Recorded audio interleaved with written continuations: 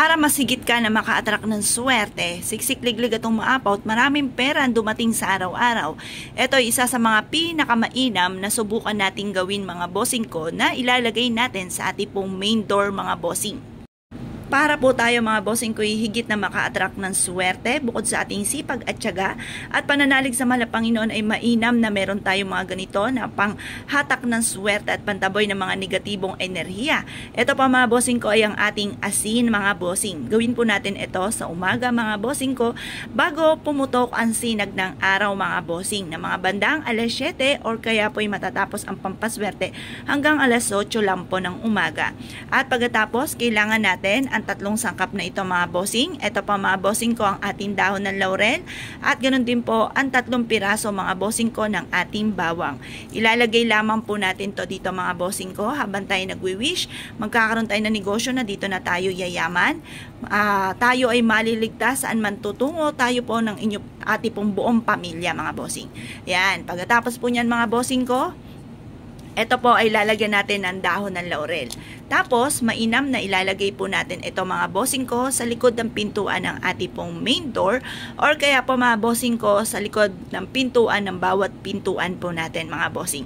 Para maitaboy kaagad natin ang mga negatibong enerhiya na nagdudulot mga bossing ko ng kamalasan.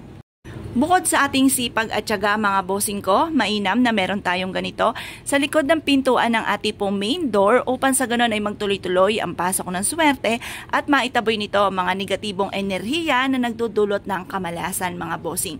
Marami na nagpatotoo na sila po ay sinuwerte po sa ganitong mga pamamaraan.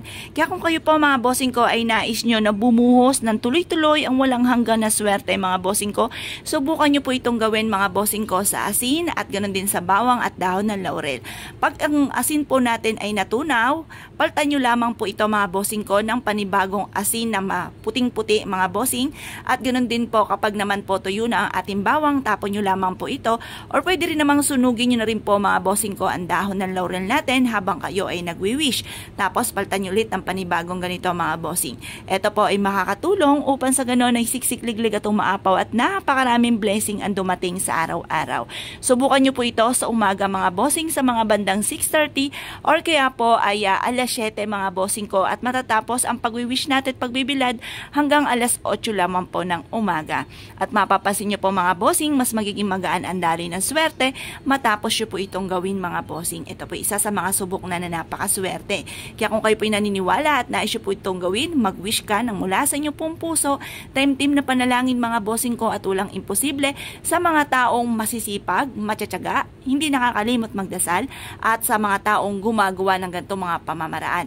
Dinadagdagan po kayo ng pagiging positibo sa buhay. Kaya kagagawa ng ganito dahil ikaw ay positibo at ikaw po ay naniniwala na ikaw ay magiging matagumpay sa pamamagitan ng inyong pong sipag at tiyaga at pag-attract ng swerte kagaya po ng simple mga pamamaraan na kagaya po nito mga bossing. Para siksik-liglig at umaapaw at maraming blessing ang dumating, gawin nyo po ito mga bossing ko at ilagay nyo po ito mga bossing ko sa sulok ng inyong pong tahanan. Yan po ay mapapansin ninyo ay dadaloy ng walang humpay ang swerte po sa inyo mga bossing. Ito po mga bossing ko ay bukod sa sipag at tiyaga at pananalig sa mahal na Panginoon ay mainam na subukan nyo po ang ganitong mga pamamaraan na wala naman pong masama na sumubok lalo-lalo na't simple lang naman po at ikabubutin nyo po ito at magiging positibo ka dahil ito po mga bossing ko hihigop ng mga negatibong enerhiya na nagdudulot ng kamalasan. Kaya minsan napapaisip po tayo kahit anong gawin natin kayod ay sa walat wala. Kaya kung kayo po mga bossing ko ay naniniwala at nais na swertein, subukan nyo po ito. Mag-wish ka lamang po mga bossing ko sa umaga. At ito po mga bossing ko, i-focus ka lamang, maniwala ka na makakamit nyo lahat ng inyo po mga pinapangarap ay walang imposible mga bossing. Kaya kung kayo po gagawa ay siya mga bossing, good luck po sa inyo po lahat.